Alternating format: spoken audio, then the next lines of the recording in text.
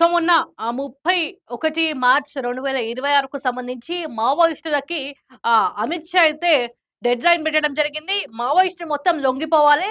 అందరూ జనజీవన స్రవంతిలో కలిసిపోవాలి అని జెప్పేసి గూడా ఆయన చెప్పడం జరిగింది. ఎందుకంటే దీనికి సంబంధించి ఎవరైనా లొంగిపోకపోతే దొరికితే మాత్రం ఎన్‌కౌంటర్ చేసి పడేసేయండి అని జెప్పేసి గూడా ఆయన మాట్లాడడం జరిగింది. మావోయిస్టులకి సంబంధించి ప్రధానంగా మన తెలంగాణలో ఎక్కువుంటారు గాబట్టి దాదాపు చాలా మంది మావోయిస్టులు గూడా లొంగిపోయిన పరిస్థితి మనకు గనిపిస్తుంది.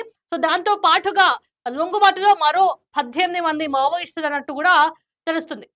అయితే గత 2, 3 నెలలు మావోయిస్టులు వరుస లొంగుబాట్లు జరుగుతున్న వేళ తెలంగాణలో మరో 18 మంది మావోయిస్టులు జనజీవన స్రవంతిలో కలవబోతున్నారని విశ్వసనీయ వర్గాల నుంచి సమాచారం అందింది. దక్షిణ బస్తార్ హిడ్మా బెటాలియన్‌కు చెందిన 18 మందిలో కంపెనీ కమాండర్ కేశాల్ సహా పలువురు కింది స్థాయి కమాండర్‌లు సభ్యులు ఉన్నట్లు తెలుస్తుంది. అయితే దీనికి సంబంధించి మరో 18 మంది మావోయిస్టులు గూడా లొంగిపోయినట్టు తెలుస్తుంది. సో, ఏదైతే అమిత్ షా చెప్పిన రకంగానే దాదాపు 90% మంది మావోయిస్టులైతే లొంగిపోవడం అయితే జరిగింది. మరి మావోయిస్టులకి సంబంధించి అంతమైపోతున్నట్టయితే తెలుస్తుంది. మరో ఈ ఈ ఇప్పుడు గూడా మరో 18 మంది మావోయిస్టులు గూడా లొంగిపోతున్నట్టయితే తెలుస్తుంది. సరే మావోయిస్టులకి సంబంధించి కూడా వాళ్ళకి సంబంధించింది జనజీవన స్రవంతిలో కలవడానికి చాలా మంది రావడం జరిగింది. మరి మొన్న గణపతికి సంబంధించి గణపతి మావోయిస్ట్ ఎవరైతే ఉన్నారో అతనికి సంబంధించి చూస్తున్నామని జెప్పేసి గూడా వాళ్ళు చెప్పడం అయితే జరిగింది. అతను గూడా లొంగిపోతారా? మరి ఏంటి పరిస్థితి అనేసి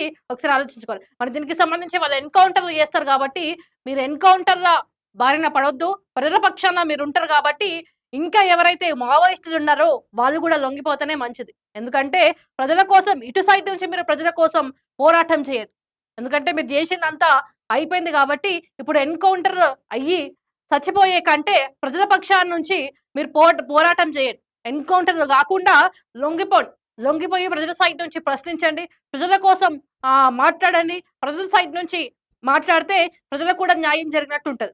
సో, ఏదేమైనా గూడా మరి అమిత్ షా ఇచ్చిన తీర్పు అమిత్ షా ఇచ్చింది ఏ రకంగానైతే 30 మార్చ్ 2026 అనేసి ఆయన డెడ్‌లైన్ ఏదైతే పెట్టిందో అదే రకంగా దాదాపు చాలా మంది మావోయిస్టులైతే లొంగిపోవడం జరిగింది. అందరూ జనజీవన స్రవంతిలో కలిసిపోవడం జరిగింది. మావోయిస్టులకి సంబంధించి మొత్తం అంతమైపోతున్నట్టయితే తెలుస్తుంది.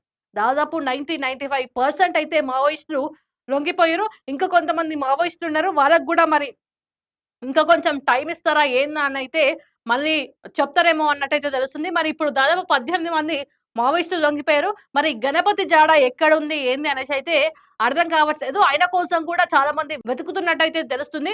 మరి ఇప్పటికైనా మావోయిస్టులు అర్థం చేసుకోండి. మీరు చేసిన త్యాగాలు కావచ్చు, మీరు ఎంత ప్రయత్నం చేసినా గూడా ఎన్‌కౌంటర్‌లు గాకుండా మీ ప్రాణాలని కాపాడుకొని ప్రజల కోసం పనిచేయండి. ప్రజల తరపు నుంచి ఇక్కడి నుంచి ప్రశ్నించండి.